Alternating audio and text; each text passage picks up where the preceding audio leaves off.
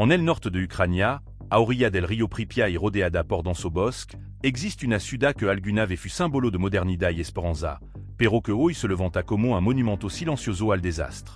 Se llama Pripia, y aunque todavía conserva edificio, escuela, parque y avenida, ya no tiene habitante. Es una ciudad fantasma, atrapada en el tiempo d'est aquel día de abril de 1985 cuando el peor accident nucléaire de la historia la condenó al abandono. Pripia nació en 1970 como parte del ambicioso proyecto soviético de energía nuclear.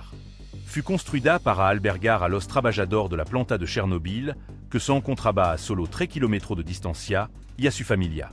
En poco más de una década, la ciudad se transformó en un modelo del futuro. Edificio moderno, transport eficiente, hospital, estadio, piscina, un parc de diversión que prometía abrir con la llegada del verano.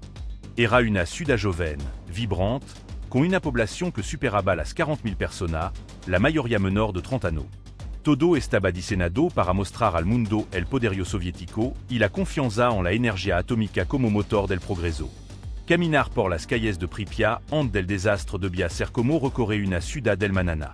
Avenida amplia, bloc de apartamento con calefacción central, escuela equipada, supermercado lleno de producto, cine y teatro. Para los estándares soviéticos de la época, era un paraíso urbano. Los habitantes se sentían orgullosos de formar parte d'un proyecto que encarnaba la modernidad. Pero ese sueño tenía una sombra. Dependía por completo de la centrale nucléaire de Chernobyl, una planta que escondía falo de diseño y que estaba a punto de protagonizar una de las tragedias más grandes del siglo XX. La madrugada del 26 de abril de 1986 cambió para siempre la historia de la ciudad. A la 1h23 de la mañana, durant una prueba de seguridad mal ejecutada en el reactor número 4, se produjo una explosión que liberó una cantidad colosal de radiación. El núcleo del reactor quedó expuesto, lanzando al aire una nube tóxica de partículas radiactivas que viajarían por toda Europa. En cuestión de segundo, la planta se convirtió en un infierno de fuego y humo, y los bomberos que acudieron a apagar las llamas no sabían que estaban enfrentando a un enemigo invisible que los mataría lentamente. Pripia, apenas a 1 km de distancia, continuaba su vida como si nada hubiera pasado. Et esa mañana, los niños fueron a la escuela, las familias salieron de compra y los parques se llenaron de gens disfrutando del air primaveral. La población desconocía por completo el peligro. Nadie le advirtió que estaban respirando radiación, que cada minuto en las calles aumentaba el riesgo de cáncer y enfermedad letal. Los únicos que sabían la magnitud del desastre eran las autoridades soviéticas, que decidieron mantener silencio para evitar el pánico y, sobre todo, para proteger la imagen del régiment. Pasaron casi 36 horas antes de que se tomara la décision de evacuar la ciudad.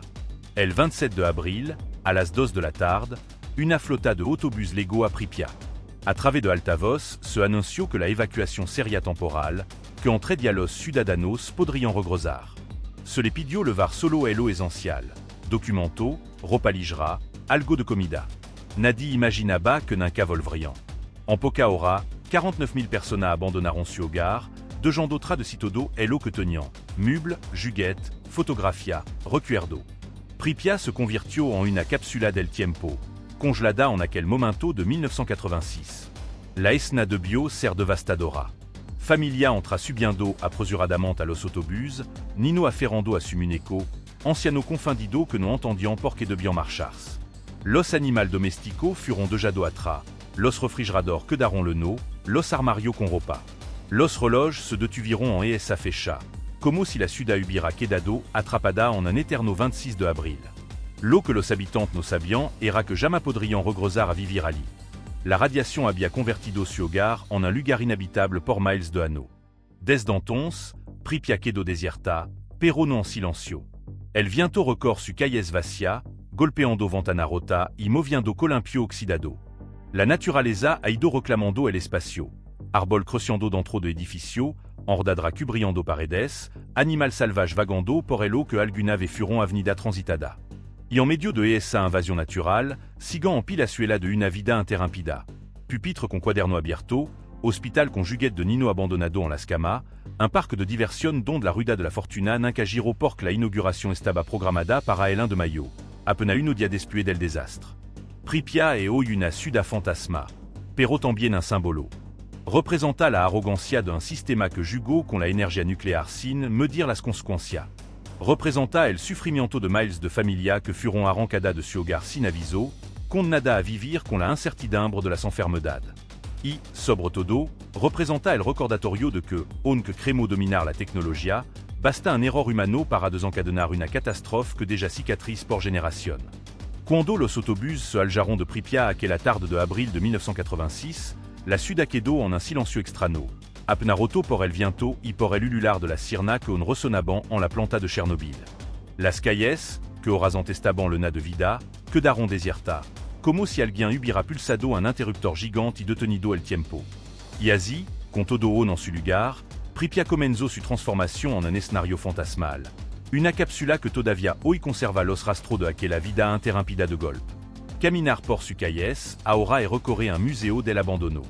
Los edificios de apartamentos siguen en pie, pero las ventanas rotadean entrar la lluvia y la nieve. Los meubles permanecen en su sitio, aunque cubiertos de polvo y oxido. En muchos departamentos, los juguetes de los niños siguen tirados en el suelo, las fotografías familiares están colgadas en las paredes, y los armarios conservan ropa que jamais volvió a usarse. Es como si la ciudad hubiera estado esperando el regreso de su habitante, pero estos nunca volvieron. Uno de los lugares más impactantes de Pripyat es la escuela. Los pupitres están cubiertos de polvo, los libros de texto abiertos muestran lección inconclusa y las mochilas infantiles reposan en el suelo, como si los niños hubieran salido corriendo y jamais hubieran regresado. En los pasillos aún se ven máscaras de gas alineada, preparada para una emergencia que nunca se resolvió del todo. Esos objetos, más que cualquier monumento, narran la historia de una generación que perdió su infancia en cuestión de hora. El hospital de la ciudad también guarda escena inquietante. Ali furon levados los primeros bomberos y trabajadores que intentaron controlar el incendio del reactor. Mucho de ello sin saber que estaban condenados por la radiación. Las camillas oxidadas, los equipos médicos abandonados y los archivos esparcidos en el suelo son testigos mudos de la tragedia. Incluso se dice que en los sótanos del hospital aún se conservan las ropas de aquello hombre, tan contaminada de radiación que resultan peligrosas incluso hoy. Pero si hay una imagen que se ha convertido en símbolo universal del desastre, es la del parque de diversión de Pripyat. Estaba programado para inaugurarse el 1 de mayo de 1986, en el Día del Trabajador, una de las festividades más importantes de la Unión Soviética. Sin embargo, la rueda de la fortuna nunca giró, los carritos chocón nunca recibieron a los niños, y las atracciones quedaron detenidas antes de abrir. Hoy, entre árboles que crecieron dentro del pavimento, se alza la silueta oxidada de la rueda y los autos cubiertos de musgo, como si fueran esculturas d'un futuro que nunca ocurrió. La naturaleza, mientras tanto, ha recuperado elo que alguna vez fue humano. Ciervo, lobo, caballo salvage y hasta oso se pasean por las avenidas de la ciudad, ajeno al recuerdo del desastre. Paradójicamente, el área de exclusión de Chernobyl se ha convertido en una de las reservas naturales más inesperadas del planeta. La ausencia humana permitió que especies en peligro regresaran y prosperaran, demostrando que, incluso en medio de la radiación, la vida encuentra la manera de abrir espacio. El contraste es impactante. Por un lado, edificios vacíos que se derrumban lentamente. Por otro, bosque exubérante y animal que han hecho de la ciudad su hábitat. Es como si la naturaleza hubiera reclamado la victoria sobre el hombre, recordándonos que, cuando desaparecemos, ella se abre camino sin pedir permiso. Pero la ciudad no está del todo sola. Con el paso del tiempo, Pripyat comenzó a atraer a un nuevo tipo de visitante. Los exploradores urbanos, fotógrafos, científicos y turistas dispuestos a desafiar la radiación para conocer de cerca el escenario del desastre. Armado con dosímetros, medidor de radiación, recorran las calles, los edificios y los parques para documentar el lo que quedó. Su imagen, compartida en todo el mundo, han alimentado la fascinación por este lugar prohibido. La experiencia de entrar en Pripyat es descrita por muchos como surreal. El silencio absoluto solo es interrumpido por el crujir de las ramas, el canto de alguien pájaro o el eco de los propios pasos. Cada rincón cuenta una historia. Un oso de peluche abandonado en un rincón de la guardería, carta oficial desparramada en las oficinas del Partido Comunista, o un televisor apagado en una sala de estar, esperando a que alguien lo encienda de nuevo. Todo permanece como si la ciudad hubiera sido congelada en aquel 27 de abril de 1986. Sin embargo, no todo lo que se ve es producto del abandono. Con los años, algunos saqueadores se infiltraron en la zona para levar objetos de valor. Y en ocasión, lo que se observa es más un escenario alterado por visitantes qu'un verdadero reflejo de lo ocurrido. Au nazi, la improsion est ingable. Pripia siendo una ciudad atrapada en el tiempo, donde la vida cotidiana se detuvo de forma abrupta y definitiva. Para quien viviron allí, el regreso nunca fut posible. Muchos de los evacuados fueron reasentados en otra ciudad de Ucrania y Bielorrusia, cargando con el peso del desarraigo y el miedo a las enfermedades. Década después, algunos de ellos regresaron de manera clandestina para visitar su antiguo hogar. Encontraron fotos descolorida, juguet olvidado, luela de una vida que ya no le pertenecía. Y aunque intentaron retomar la normalidad, la radiación sigue siendo un enemigo silencioso que impide la repoblación. Hoy, Pripia est también un símbolo cultural. Ha inspirado documental, película, novela y videojuego que recréant l'atmosphère del desastre. Su imagen est usada como advertencia de hello que ocurre cuando la ambición humana supera su propia capacidad de control. Et, al mismo tiempo, un monumento al dolor de miles de familia y un laboratorio natural donde la ciencia estudia los efectos de la radiación a largo plazo. La ciudad fantasma se ha convertido en un recordatorio tangible de que la modernidad no garantiza la seguridad. Cada edificio vacío, cada columpio oxidado, cada cal cubierta de hierba et una lección grabada en piedra y metal.